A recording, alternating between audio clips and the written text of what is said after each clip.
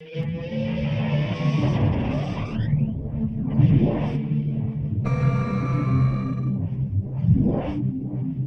everyone.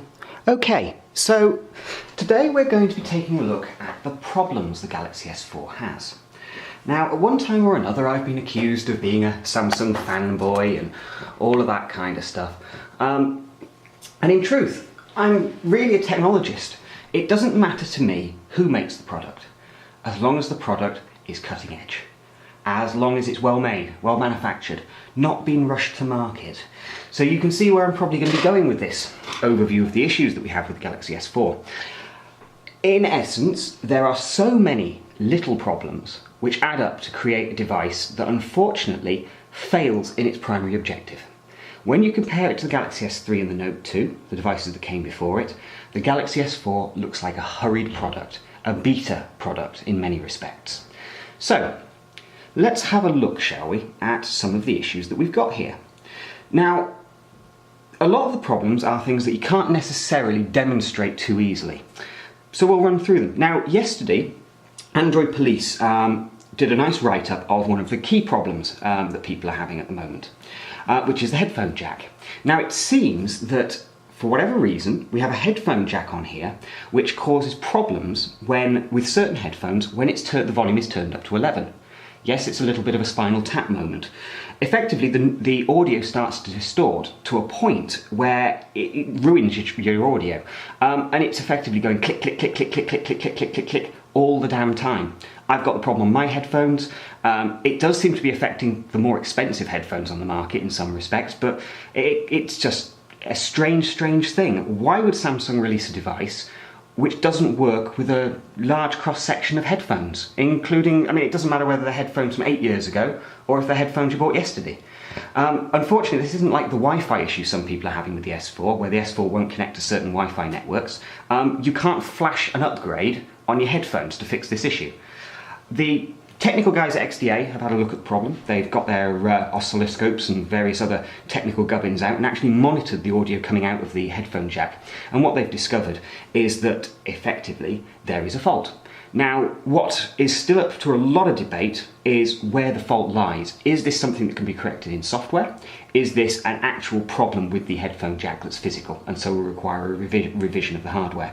We're still waiting for Samsung to actually respond and tell us where the issues are and what they're going to be doing about them. But right now, if you like listening to music, if you're going to be using your Galaxy S4 headphone jack, beware, because it could be that your very nice headphones simply will not work well.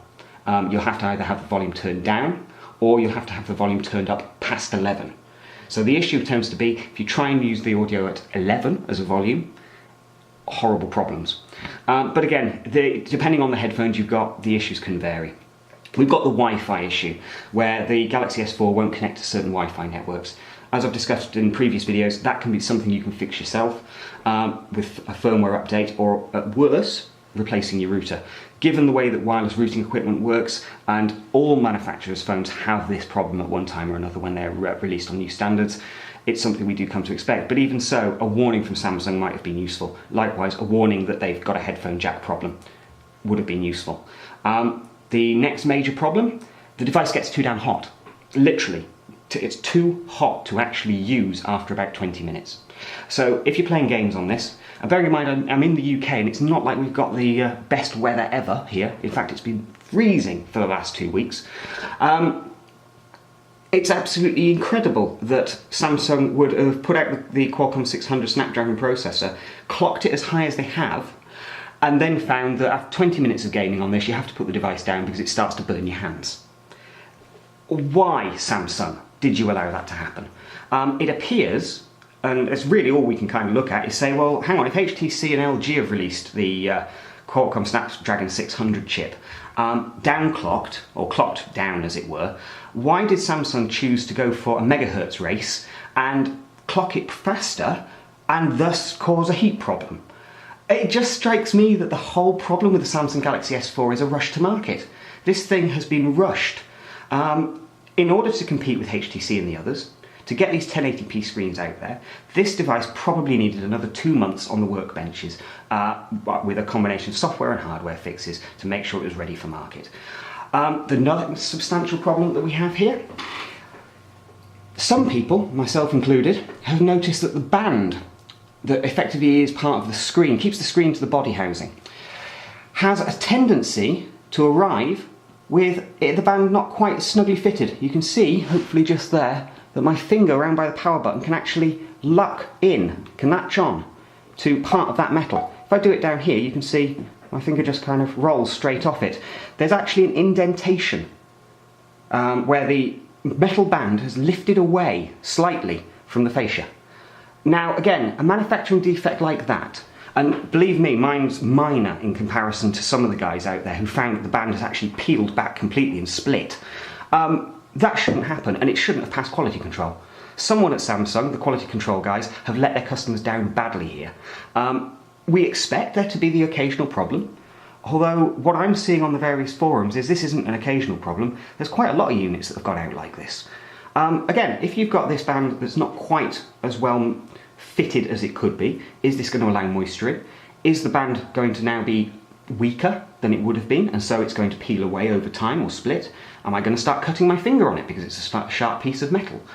All of these are issues that Samsung should have spotted long before this product hit the marketplace. Right now, I'm finding it very difficult to give the Galaxy S4 a buy rating. I'm actually thinking that you need to wait. And if you are in the market right now for a smartphone, look at the other products on the market. Look at the HTCs, look at the LGs, etc. The Galaxy S4 is not inspiring confidence, and it's not inspiring confidence in the retail chain either. I spoke to one manager at one of the largest independent car phone retail companies in the country who was actively telling people not to buy the S4 because of all the problems that were coming out with it. They were steering people towards the HTC One. And this is bearing in mind that Samsung have dropped a substantial amount of marketing money on these companies for in-store displays. HTC just has a phone mixed in with all the other devices. Yet the staff there are saying the S4 has too many problems, take a look at the HTC One instead. I mean, if that isn't the worst possible outcome for Samsung, and that is the verdict at the end of the day, if the retail staff are saying your phone is no good, then you've got problems and you need to fix them quickly.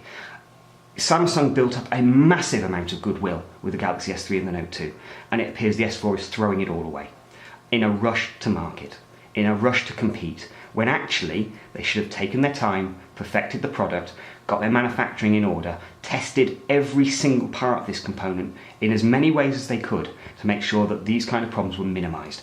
You're not going to eliminate them completely, but the headphone jack issue, the heat issue, that is inexcusable. Those are things that would have been picked up at QA, but probably were ignored. Overall, it is a good device. The technology here is well executed, but the way it's been brought together at manufacture, the way the software has been finished off and polished, leaves a lot to be desired. There's a great product here, somewhere. But I think if we could put this down to first batch problems, and maybe a hardware revision will solve these issues, maybe a software patch will resolve these issues. But right now, if you're in the market, if you want to know whether the Galaxy S4 is worth buying or not, I would have to say beware. Take a bit of extra time, consider whether the heat is a problem, consider whether the potential headphone jack issue is a problem, consider whether a manufacturing defect like that and the hassle you would have to go to take it back to the shop, or if you don't notice immediately, having to send it back to Samsung for a supposed repair, a repair on something that come out like that. Sorry, new unit please. Consider whether that outweighs your desire to buy the Galaxy S4. Because right now, I'm quite looking forward to getting hold of a HTC One, and we'll see how the competition stacks up. And I don't recall I've ever said that about HTC before.